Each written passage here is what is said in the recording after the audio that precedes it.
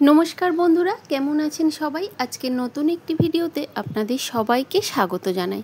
আমার যে সমস্ত পুরনো বা নতুন বন্ধু যে প্রান্ত থেকে দেখছেন, সমস্ত বন্ধুদের বা আজকে যারা দেখবেন সমস্ত বন্ধুদের জানাই বড়দের প্রণাম, ছোটদের অনেক অনেক ভালোবাসা। তো এই সকাল থেকে আজকের আমার ভিডিওটি শুরু করছি। এখন প্রায় 6:30 বাজে। ছেলে কলেজে যাবে, ওকে টিফিন বানিয়ে দিয়ে আমি গিয়েছিলাম বাইরে লাইটটা অফ করার জন্য। তো সকালেই চোখে পড়লো গোলাপটি ফুটেছে, বেশ দারুণ সুন্দর হয়ে ফুটে উঠেছে, খুব ভালো লাগছে। আর এই যে আরও একটি কুড়ি কাল আবার ফুটে উঠবে। তো ছেলে চলে যাচ্ছে কলেজে, ওকে একটু ভাত তরকারি বানিয়ে দিয়েছি, টিফিনে ফিরবে তো সেই সন্ধেবেলায়, সেই জন্য একবারে দুটো ভাত করে দিয়েছি। দিয়ে একটু বেলা করেই কাজটা শুরু করেছিলাম। অত সকালে আর কাজ সারি না, এখানে সবাই একটু বেলাতেই ওঠে, তো সেই জন্য একটু বেলা করেই আজ কাজটা শুরু করেছিলাম। এখন প্রায় 9টা 9:30 বাজে। আমি ঘরদোরগুলো একটু ঝাড় দিয়ে মোছামুছিগুলো করে নেব, দিয়ে বাকি সমস্ত সকালের কাজগুলো করব।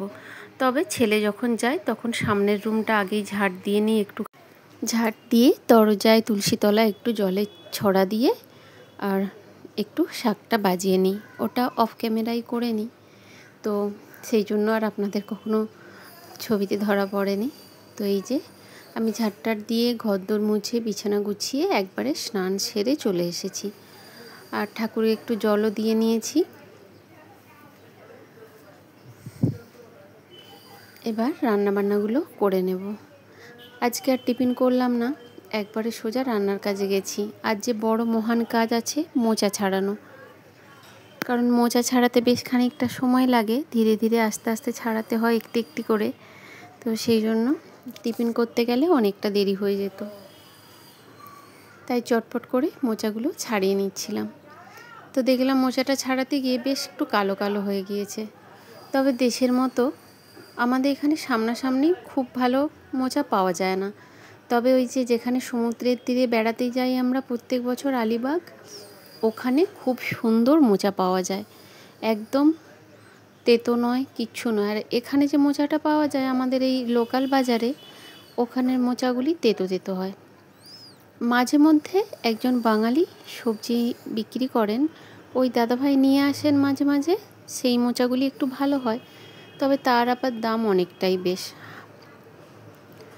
তো মোচাটা নিয়ে আসা হয়েছিল 2 দিন আগে, আপনাদের আগের ভিডিও দেখিয়েছিলাম কি মনে পড়ছে না। তো যাই হোক, মোচাটা কাল মঙ্গলবার ছিল, সেই জন্য আজ হাত দিয়ে নাওতে রেখে দিয়েছিলাম। আজ বুধবার, সেই জন্য মোচাটা ছাড়িয়ে নিচ্ছি, দেখলাম বেশ অনেকটাই কালো কালো হয়ে গিয়েছে। তো বন্ধুরা বলে নিই, আমি মহারাষ্ট্র থেকে ভিডিওটি আপনাদের জন্য নিয়ে এসেছি। আপনাদের যদি ভিডিওগুলি ভালো লেগে থাকে অবশ্যই চ্যানেলটিকে লাইক সাবস্ক্রাইব করে পাশে থাকবেন। আর আপনাদের ভিডিওগুলো পছন্দ কিনা অবশ্যই কমেন্টে জানাবেন।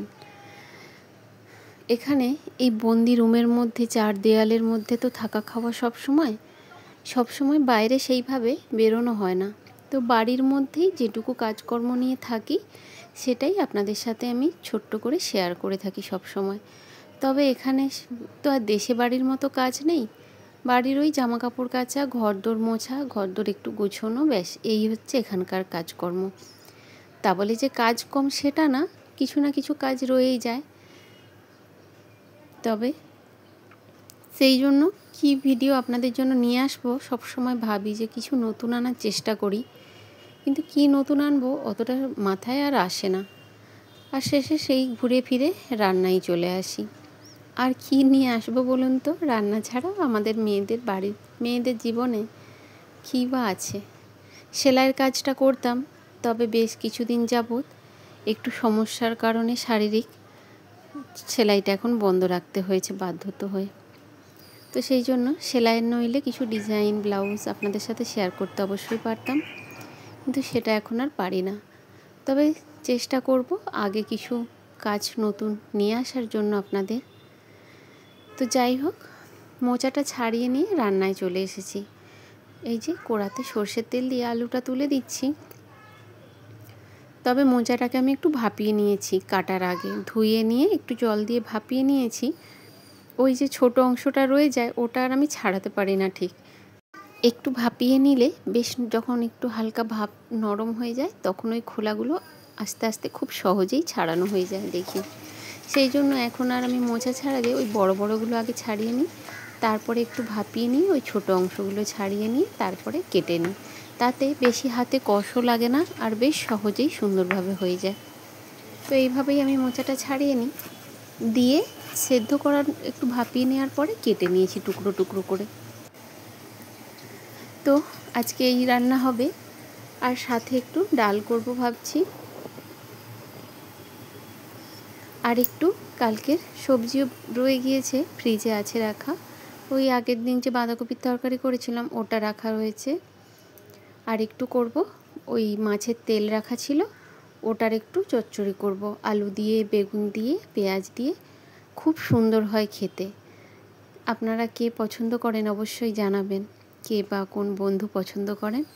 এটা কিন্তু আমার একটা খুব পছন্দের রেসিপি। মাছের তেল চচ্চড়ি বেশ দারুণ মজাদার হয়। আর এখানে তো মাছগুলো একটু বড় সাইজের থেকে কেটে নিয়ে আসলে বেশ তেলটাও অনেকটা থাকে, আর বেশ টেস্টিও লাগে। ওটা দিয়েই ভাত খাওয়া হয়ে যায়। তো সেই জন্য একটু অল্প করে মোচার তরকারি করছি, আর শিলে একটু মশলা বেটে নিয়েছি, আর একটু ওই মাছের তেল চচ্চড়ি করব, আর একটু ডাল করব বলেছিলাম। তো পরে মনে পড়লো ফ্রিজে একটু আগের রাত্রির ডালও রয়ে গিয়েছে, রুটির জন্য করেছিলাম, ওই ডালটাই রয়ে গিয়েছে খানিকটা। তো ওদের হয়ে যাবে, তো সেই জন্য আর ডালটা করব না। কারণ ওই যে বাঁধাকপির তরকারি একটু রয়েছে, ডাল একটু রয়েছে, এই সব মিলিয়ে বেশ অনেকটাই সবজি হয়ে যাবে। তো সেই জন্য আর ডাল কিছু করলাম না। এই মোচার তরকারি আর মাছের তেলটা করে নেব, নইলে কাল আবার বৃহস্পতিবার মাছের তেলটা রয়েই যাবে। তো বন্ধুরা, মোচার তরকারিতে একটু ছোলা ভিজিয়ে রাখলে দেয়া যেত, তবে ছোলাটা আমি ভুলে গিয়েছিলাম ভেজাতে, সেই জন্য আর দিলাম না। ছোলা বা বাদাম ভেজেও দেয়া যায়। আমি একটু শেষে ঘি দিয়ে নামিয়ে নেব। খুব বেশি তামঝাম করে রান্নাটা করলাম না, সিম্পল অল্প মশলা দিয়েই করেছি। আর আলাদা করে বা আলাদা মশলা কষিয়ে করলাম না। এমনিতেই অনেক গরম এখন, তার উপরে আবার যদি বেশি মশলাপাতি দিয়ে রান্না করি, খুব যেন একটা ঘিঞ্জি ঘিঞ্জি ব্যাপার হয়ে যায়। তো সেই জন্য ওই এক সমুরায় তুলে দিয়েছি 5 ফোড়ন দিয়ে বাকি মশলাটা দিয়ে কষিয়ে নিয়েছি ওতেই, আলুর সাথে। তো যাই হোক, এইভাবেই মোচাটা হয়ে গেছে। মোচাটা আমাদের বাড়ির সবাই পছন্দ, ছেলেও পছন্দ করে। ও তো আবার, ওকে যদি ছোলার ডাল দিয়ে মোচা রান্না করে দিই, ওর সেটা আরও পছন্দের। মোচা, থোড় এই জাতীয় জিনিসগুলো ও খুব ভালোবাসে খেতে। তবে এখানে সব সময় এটা অ্যাভেলেবেল পাওয়া যায় না, মাঝে মধ্যে পাওয়া যায়। তো মোচার তরকারিটা করে নেওয়ার পরে এবার মাছের তেল চচ্চড়িটা বসিয়ে দিয়েছি। তবে এটাতে আর নাড়ানাড়ির বেশি কিছু ঝামেলা নেই, যা দেওয়ার একবারে সব তুলে দিয়ে ঢাকা দিয়ে গ্যাসটাকে সিমে রেখে দিলেই ও ধিমি আঁচে আস্তে আস্তে পাকতে থাকবে। আর মাছের তেল অনেকটাই ছিল, সেই জন্য আলাদা করে আর তেল দিতে লাগলো না। আর ওই তেলে মজে আস্তে আস্তে যখন একদম নরম সফট হয়ে যাবে, ওর ফ্লেভারটাই আলাদা হয়ে যায়। আমি তো ভীষণভাবেই পছন্দ করি মাছের তেল চচ্চড়ি, মাছের থেকেও এটা বেশি ফেভারিট লাগে। দিয়েছি একটু কাঁচা লঙ্কা, বেশ অনেকটা রসুন থেতো করে দিয়েছি, আর দেব একটু সর্ষে বাটা। ব্যাস, এই হচ্ছে এর মশলা। দিয়ে আমি নুন দিয়ে হলুদ দিয়ে ঢাকা দিয়ে রেখে দেব। তো চলুন বন্ধুরা, রান্না বান্না হয়ে গিয়েছে, ছেলে তো ফিরবে সেই সন্ধে হয়ে যাবে। তো আজ আমি একাই খাবো, বাকি তো আরেকজনের পাত্তাই নেই, কখন আসবে জানিও না। সেই জন্য বসে গেলাম। এখন বেলা প্রায় 3টে বাজে। অনেকক্ষণ একটু রান্নার পরে বসে রেস্ট নিয়েছি, ঘেমে গেছিলাম একদম। সেই জন্য একটু রেস্ট নেওয়ার পরে তারপরে দেখলাম কেউ যখন আসছেই না, আমি একাই খেয়ে নিই। খিদেও পেয়েছিল, সকাল থেকে আজ টিফিন খাই না, তো বেশ খিদে পেয়েছিল। তো এই যে বলেছিলাম রাত্রির সব রয়েছে। আমি খাওয়া দাওয়া করার পরেই গ্যাসগুলো মুছে পরিষ্কার করে নিলাম। গ্যাসগুলো মুছে ধুয়ে নিয়ে বাসন টাসন দু একটা কড়া টড়া ছিল, এঁঠো বাসনগুলো ধুয়ে পরিষ্কার করে নিলাম। ব্যাস, দুপুরের আপাতত কাজ কমপ্লিট। এবার একটু রেস্ট নেব। সকাল থেকে আজ অনেকগুলোই কাজ হয়েছে, সবগুলো দেখাতে পারি না, কিন্তু কিছু কিছুগুলো দেখিয়েছি। যেমন কিছু সেলাইয়ের কাজ ছিল, কাটাকুটি ছিল, সেইগুলো করেছি। এই সমস্ত কাজগুলো করে নিয়েছি। তো অনেক দিন কাজ করি না, এবার একটু একটু করে আবার কাজে শুরু করলাম। কাজে না শুরু করলে হবে না। সারাদিন ওই রান্না খাওয়া নিয়ে পড়ে থাকলে আমিও একটু বিরক্ত হই, কারণ আমি একটু নিজেকে কিছু করতে ভালোবাসি।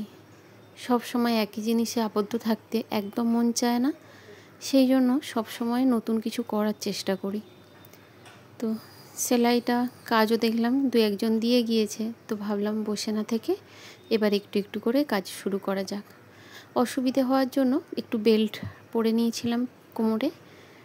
তো বেশিক্ষণ একটানা বসা বারণ, অল্প অল্প করে একটু একটু বসেছি। তো দেখা যাক, এবার একটু রেস্ট নেব। একটানা দাঁড়াতে পারি না বেশিক্ষণ, সেই জন্য একটু রেস্ট না নিলে আর কাজ করতে পারবো না। তো বাসন টাসনগুলো ধুয়ে নিয়ে একটু শরীরটাকে রেস্ট দিতেই হবে। নিজেদের শরীর নিজেরা যদি না যত্ন নিই, তখন আর কেউ এই শরীরের কথা ভাবার আর কেউ থাকে না। যতই আমার পরিবার করি না কেন, কেউই এই পরিবারে বা এই সংসারে কেউই আপন নয়। একমাত্র মা বাবা যতটা শরীরের যত্ন নেয়, বা মা বাবা তার বাচ্চাদের কথা যতটা ভাবে, যতই স্বামী বলুন আপন আর যতই ছেলে বলুন আপন, কেউ কারো নয় এই সংসারে। সেটা সংসার সবাইকে পুঙ্খানুপুঙ্খভাবে একটু না একটু বুঝিয়েই দেয়। হয়তো সবার সমান নয়, তবে আমি বেশিরভাগ অনেকেরই শুনেছি বা দেখেছি, বা পাড়া প্রতিবেশীদের দেখেছি, ও ক্ষণিকের ভালোবাসা মাত্র, বাকি আর কেউ কারো কথা এক মুহূর্তও ভাবার সময় থাকে না। যে যার নিজের কাজ নিয়ে ব্যস্ত। অতএব কারো কথা না সব সময় ভেবে একটু নিজের কথাটাও ভাবা দরকার, সেটা সময় মানুষকে বুঝিয়ে দিয়েছে। তো চলুন, বিকেলে একটু রেস্ট নেওয়ার পরে এই যে একজন কাস্টমার এসেছিল, বেশ অনেকগুলো কাজ দিয়ে গিয়েছে। সময় দিয়েছে, টাইম হাতে দিয়েছে ধীরে সুস্থে করে দেওয়ার জন্য। তো বেশ অনেকগুলি, কমসে কম আছে এখানে 11টা প্লেন পিস, 3টে ভালো শাড়ির পিস, ওই 12, 13, 14টা, হ্যাঁ 14টা ব্লাউজ পিস, বাকি কিছু শাড়ির ফলস লাগানো, আর কিছু কুর্তি আছে যেগুলোকে আল্টার করার কাজ দিয়েছে। তো কাজগুলো দেখে গুছিয়ে রাখছিলাম, কটা কি আছে গুনে নিচ্ছিলাম। এখানে 3-4টে কুর্তি রয়েছে, ওগুলো আল্টার করতে দেওয়া হয়েছে। এই সময়টায় প্রত্যেকটা বছর যখন থেকে আমি কাজ শিখেছিলাম, নিঃশ্বাস নেওয়ার সময় পেতাম না, বিশ্বাস করুন। এই দেশ যাওয়ার সময় একবার বলেছি আমি আর দেশে যাব না, আমার টিকিটটা ক্যান্সেল করে দাও। কিন্তু এখন আর সেসব কাজ নেই। এখন কাজ প্রায় নেই বললেই চলে, দু একজন দেয়। তো চলুন, সন্ধে হয়ে গিয়েছে, কাজগুলো গুছিয়ে সন্ধেটা দিয়ে নিয়েছি। এবার আবার সেই রাত্রিতে ডিনারের চিন্তা, কি হবে না হবে। তো 1 প্যাকেট দুধ নিয়ে এসেছিলাম একটু আইসক্রিম বানাবো বলে। গরমে না বেশ আইসক্রিম একটু ঠান্ডা ঠান্ডা খেতে মন হয়, কিন্তু আইসক্রিম বানাবো, বাকি আর সাজ সরঞ্জামগুলো কিছু নিয়ে আসা হয় না। তো সেই জন্য ভাবলাম বেকার দুধটা রেখে নষ্ট হবে, তার থেকে গরম করে নিই, এমনি খাওয়া হয়ে যাবে। আর গরম করে রাখলে তারপরে ভাবা যাবে কি হবে না হবে, পরেই ভেবে নেব। তো দুধটা গরম হতে হতে আমি লাউটাও কেটে নিচ্ছি, একটু তরকারি করব। তো হঠাৎ করে মনে পড়লো যে লাউটা দিয়ে দুধ দিয়ে যদি একটু পায়েস বানানো যায় কেমন হয়। কিন্তু বাড়িতে আবার কেউ মিষ্টি অতটা খেতে চায় না, কেউই খায় না মিষ্টিটা, আমারও অতটা পছন্দ নয়, তবে মাঝে মধ্যে একটু হলে অসুবিধে কিছু হয় না। তো সেই জন্য ভাবছিলাম লাউটা যদি একটু পায়েস হয়, দুধও আছে লাউও আছে, তো ভাবছিলাম জাস্ট কি করব না করব, তো এখনও আপাতত কিছু ভেবে উঠতে পারছিলাম না। এখন আপাতত রান্নাটা করে নিই, পরে ভাববো। অর্ধেক লাউটা তরকারিতে বসিয়ে দিয়েছি। রুটির তরকারি করছি, এতে কিচ্ছু মশলা দেবো না, একটু শুধু লঙ্কা গুঁড়ো, হলুদ গুঁড়ো আর একটু জিরে ফোড়ন দিয়ে তুলে দিয়েছি, দিয়ে নুন দিয়ে ওকে জল দিয়ে ঢাকা দিয়ে বসিয়ে দেবো। খালি নাড়াচাড়া কিচ্ছু করছি না, কিচ্ছু মশলাও আর দিচ্ছি না, ব্যাস এই মশলা। আর শেষে একটু ধনেপাতা কুচি দিয়ে নামিয়ে নেব যখন শুকনো শুকনো হয়ে আসবে। তরকারি রেডি করে কয়েকটা রুটি করে নেব, ব্যাস এটা আমার ডিনার কমপ্লিট। আজকের মতো আপাতত কিচেন থেকে আমার ছুটি হলো। তো বন্ধুরা, সারাদিনের এই কর্মকাণ্ড নিয়ে আপনাদের সাথে একটু সময় কাটিয়ে গেলাম। কেমন হয়েছে ভিডিওটা অবশ্যই জানাবেন। ততক্ষণ সুস্থ থাকবেন, সাবধানে থাকবেন। দেখা হচ্ছে অন্য একটি ভিডিওতে। আবার শেষে জানাই শুভ নববর্ষ। এখন তো নতুন বছরের হাওয়া চলছে, তাই শুভ নববর্ষটা জানিয়ে গেলাম। ভালো থাকবেন সবাই। আর যদি ভিডিওটি ভালো লেগে থাকে অবশ্যই চ্যানেলটির পাশে থাকবেন বন্ধু হয়ে। তো দেখুন, সমস্ত কাজকর্ম শেষ। আজকের মতো ভিডিও এখানেই শেষ করলাম।